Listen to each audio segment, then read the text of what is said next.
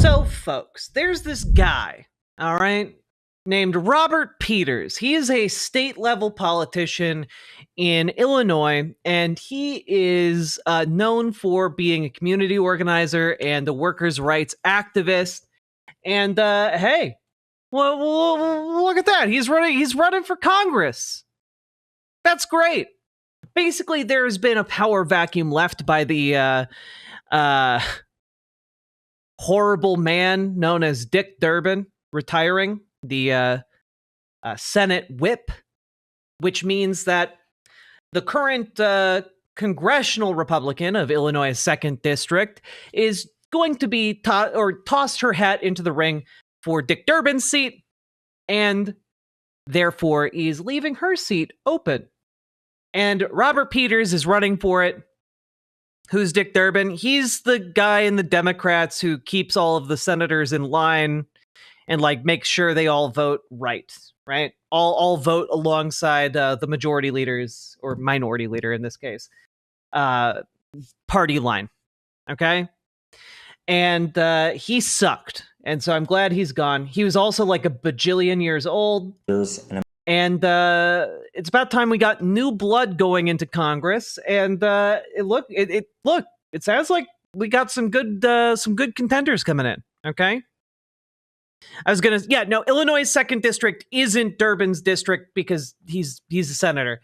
But the congressional representative seat is open because the previous occupant is running for Dick Durbin's seat. So him leaving caused like a cascade that is getting us this. But here is hey everybody. Oh God. Here's Robert Peters. All right. This is State. God, stop autoplaying, please. Hey everybody. This is State Senator Robert Peters, and I'm excited to announce I'm running for Congress in Illinois' 2nd Congressional. Right now, billionaires Donald Trump and Elon Musk are attacking our government, dismantling our democracy.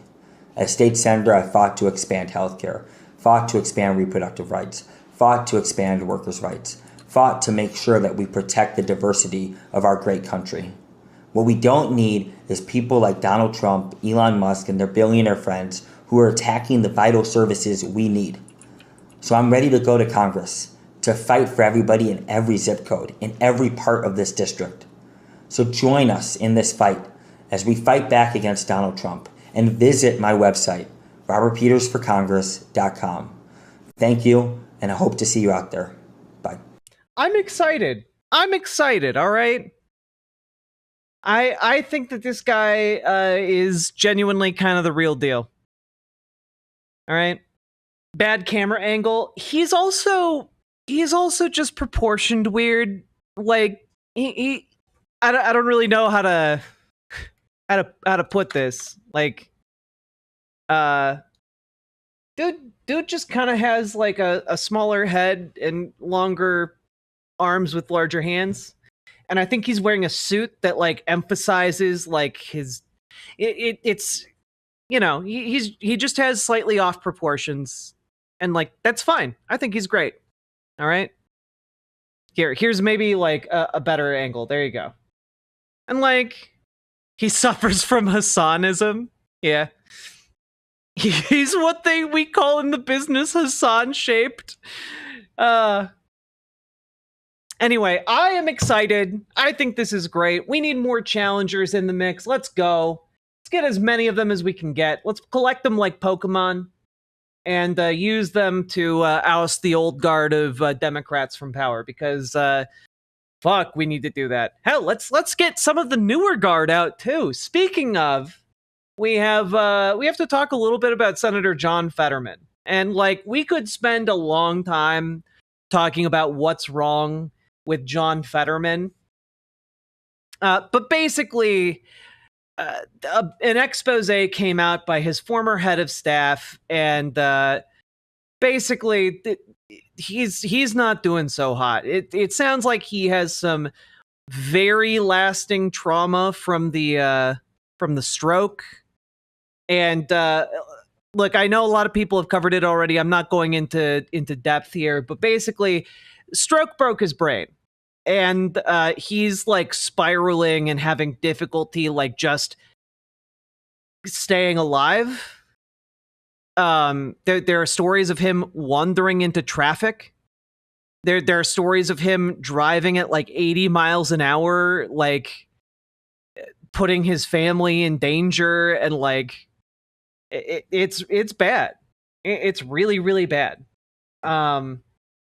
And one of the more recent stories, John Fetterman raises alarms with outburst at meeting with union officials, AP sources say.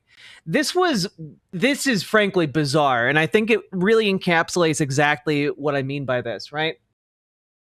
Democratic Senator John Fetterman of Pennsylvania was meeting last week with representatives from a teachers' union in his home state when things quickly devolved. Before long, Fetterman began repeating himself, shouting and questioning why everybody is mad at me. Why does everyone hate me? What did I ever do? And slamming his hands on a desk, according to one person who was briefed on what occurred. And keep in mind, John Fetterman is a very large man. If he is slamming his hands onto a desk, like that's going to be pretty intimidating and scary, you know? As the meeting deteriorated, a staff member moved to end it and ushered the visitors into the hallway where she broke down crying. The staffer was comforted by the teachers who were themselves rattled by Fetterman's behavior, according to a second person who was briefed separately on the meeting. So, like, this was so bad, they had to end the meeting early. And the staffer, clearly under a lot of stress from like trying to contain this from getting out into like the wider public, just breaks down in tears. And the teachers who are horrified by Fetterman's behavior have to comfort the staffer. Like, this is bizarre. I would have been skeptical, but basically all of his aides have quit. Yeah. Like, the stories are coming from like his chief of staff. Like, it's wild. How has he been cleared to go back to his government work? Because the process for getting cleared to do that is a joke.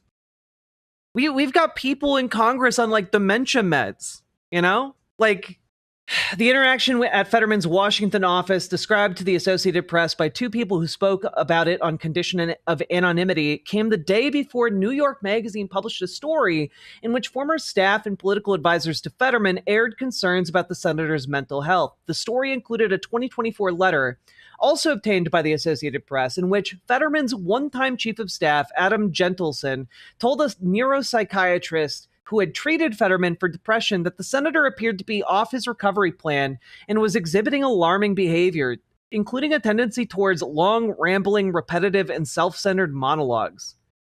Yeah. So, yeah, that's where we're at there. It's not great. Yeah, you can still work after a stroke, guys. This isn't like all stroke victims like are unable to like function in society, but like this guy is clearly not okay. This guy is clearly not okay. Like, he's according to that New Yorker piece, he's like walking in figure eights, like repeatedly. He's getting stuck in like verbal loops. He's like endangering his family with reckless driving. Oof. Just today, two more of his aides left the office. Madeline Marr and Caroline Schaefer parted ways with his team. Probably one of those ladies was crying in the hallway. Yeah,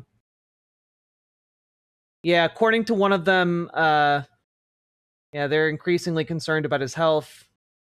Yeah. I don't think that he should be a senator.